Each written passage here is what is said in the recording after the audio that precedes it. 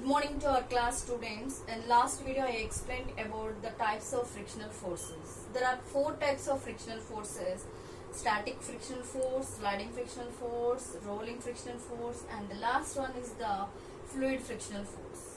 Just regarding that first and second we discussed through a lab activity what is static friction and what is sliding friction.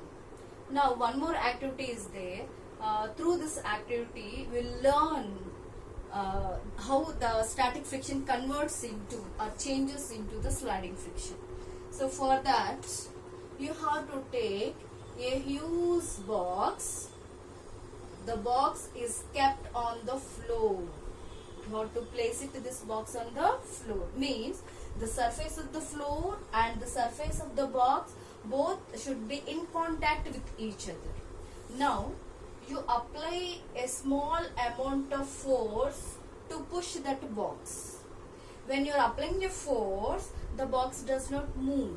Why? Here I will take 3 cases. Now in the first case just you apply a less amount of force.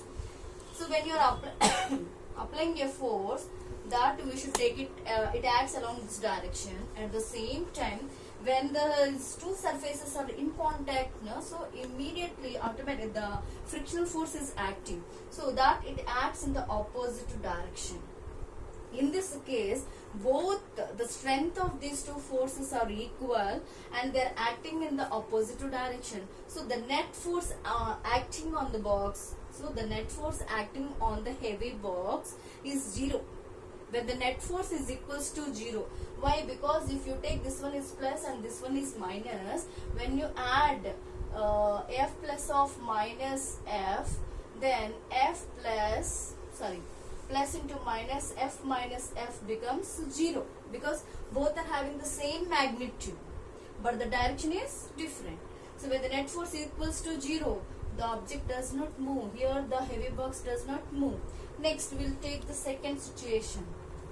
Now then case 1 you have to increase the applied force.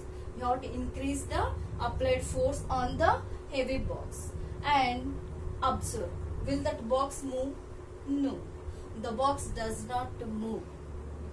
Why? In the second case you increase the applied force even though the box is at rest only.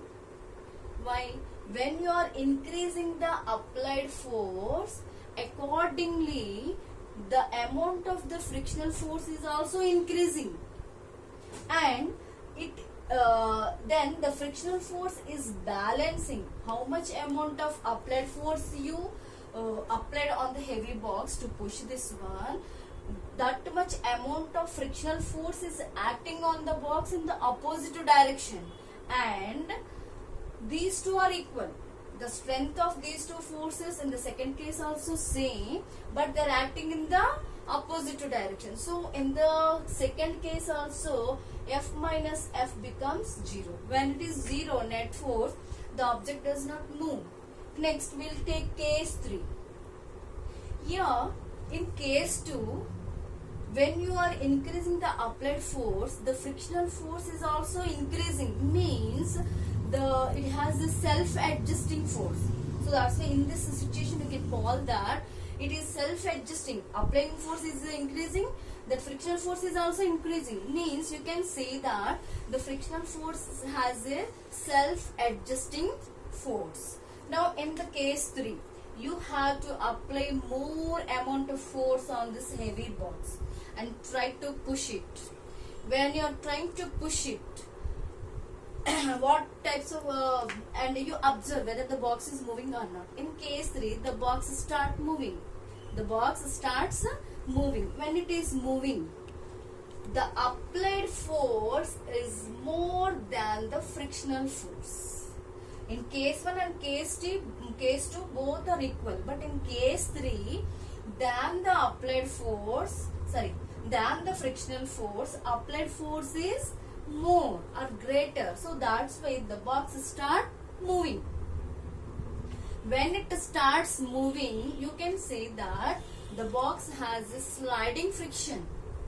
In case 1 and case 2 it has a static friction, and case 3 it has a sliding friction. So this static friction is a self-adjusting. Up to certain level, the frictional force also increases along with the applied force. But after certain limit, it changes into sliding friction.